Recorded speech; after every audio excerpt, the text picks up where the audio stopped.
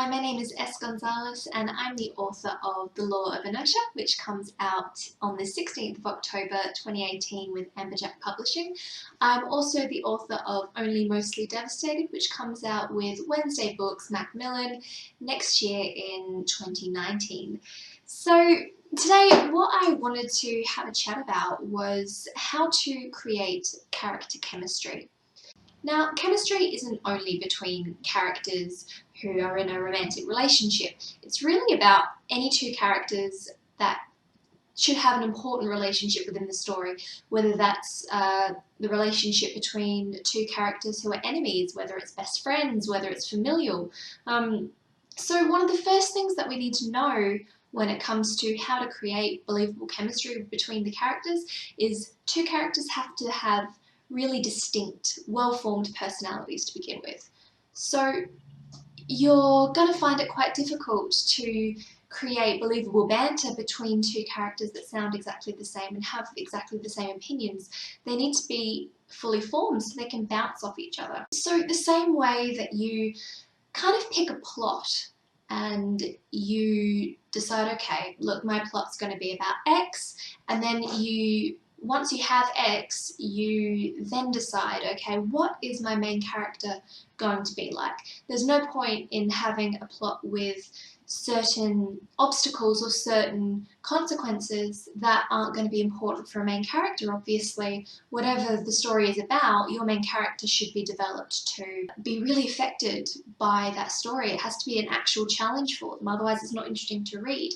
So in the same way, when we create characters that are to have a relationship with each other, we need to really think about what we're trying to demonstrate.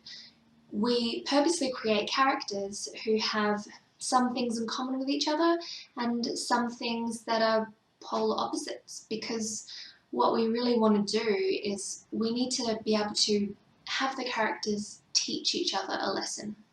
Characters should challenge each other and help the other character to grow, because at the end of the day, what we want is two characters who are both a little bit wrong and a little bit right, because in real life that's how it works. You don't have people who are completely wrong and completely right.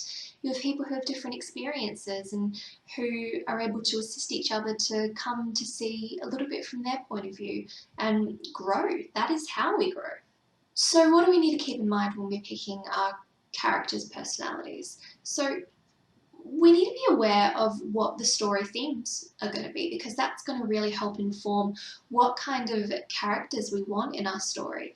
You know, you can take The Good Place, for example. So one of the main themes about The Good Place is a discussion on what it means to be a good person. So we have two characters in The Good Place, and one is a person who does whatever they want and they don't really care about the consequences.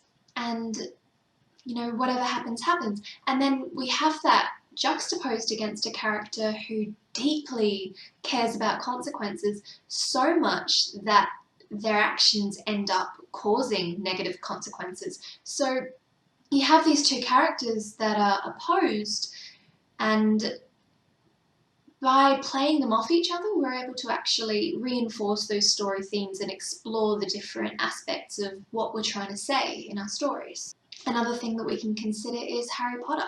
One of the main themes in Harry Potter is whether someone's background or blood defines their worth. So when we take, say, a character like Draco Malfoy and we contrast his elitism against, say, Hermione, who has a Muggle-born background, but she's the most intelligent witch in their year, or Harry, who was raised among Muggles, but who is really brave and wise and kind, and Ron, who was a pure-blood wizard, but, you know, he has all these real insecurities.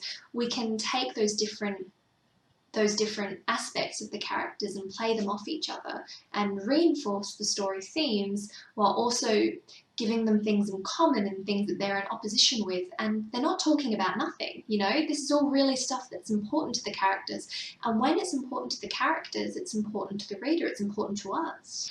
It's important for us to know who our characters are, because our characters need to know each other to be able to have effective banter. You know, one of the ways that banter works is that a character will understand the other character. They'll understand their insecurities, they'll understand inside jokes, they'll understand what makes them laugh. So they'll be able to use that to their advantage, whether it's gentle teasing, like, banter between friends, all the way down to when enemies really know how to strike that barb that's really going to sting. So when we know our characters really well, and we have our characters know each other really well, that's when the banter and the conversation starts flowing, because they can play off each other and they understand how to get a reaction out of the other character, whether it's a positive one or a negative one.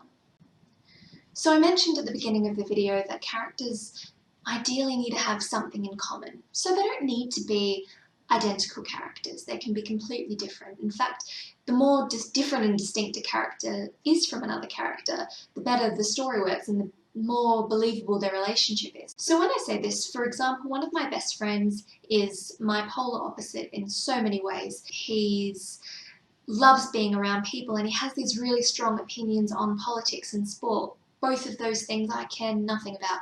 So when you originally look at us, you would think, they probably wouldn't end up being good friends. But what actually bonds us is that we both really like to debate.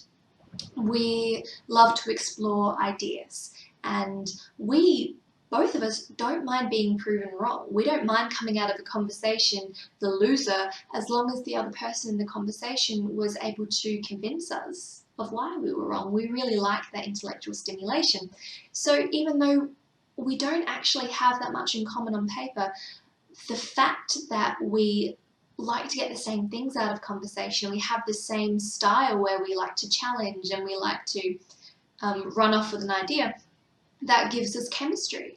That allows the conversation to flow, that allows us to play off each other, because we do have something in common. As long as there's something in common, your characters should be able to have something to talk about. And that's really important, because a reader needs to be able to see these characters and go, yeah, this is why they're friends, this is why we care about their relationship, or this is why they're enemies, because of this reason that they both agree on.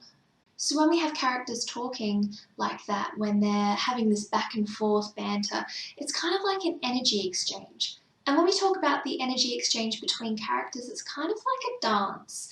The dance isn't synchronized, they're not copying each other, but they're still in tune with each other. They're stepping in when the other character's stepping out, and they both know the other character's dance, and they both understand what the dance is meant to be achieving.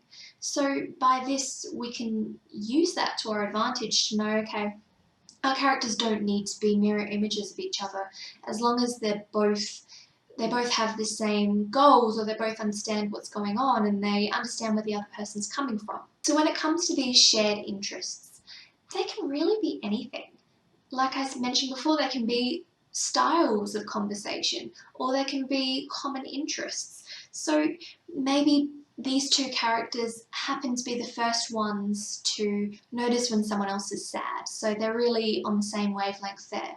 Or maybe these two characters have the same sense of humour. Maybe they both think puns are hilarious, so they'll be the first ones to notice in a conversation if someone's accidentally made a pun, or maybe they slip those into conversations and it's kind of like an inside joke between the two of them. Whatever it is, as long as it's something that brings those two characters together and separates them from the relationship with the other characters. We need to be able to say, hey, this relationship is important and it's distinct and we care about it. It doesn't look like all the other relationships in the book. And really the same thing goes to enemies. When we're trying to create that chemistry, we say, okay, what is it about these characters that makes them perfectly suited to torture each other? Maybe they're both terrified of public humiliation, so they understand how to get at that other character and how to really humiliate them and how to get in there, and that kind of thing. As long as there is something that they uniquely understand about the character that all of the other ensemble cast doesn't understand, then you're going to be able to create a really unique relationship between those two characters that will be recognizable and that the audience is going to care about. So now you understand how to create character chemistry. You know that you can follow those simple rules. So make sure you understand who your characters are, what makes them distinct from each other, what they have in common, and what separates them from each other. What are they going to teach each other, and how is that important to the theme of the story? If you can identify all of that, you should have no problem creating characters that have the best chemistry that readers will follow through any kind of plot.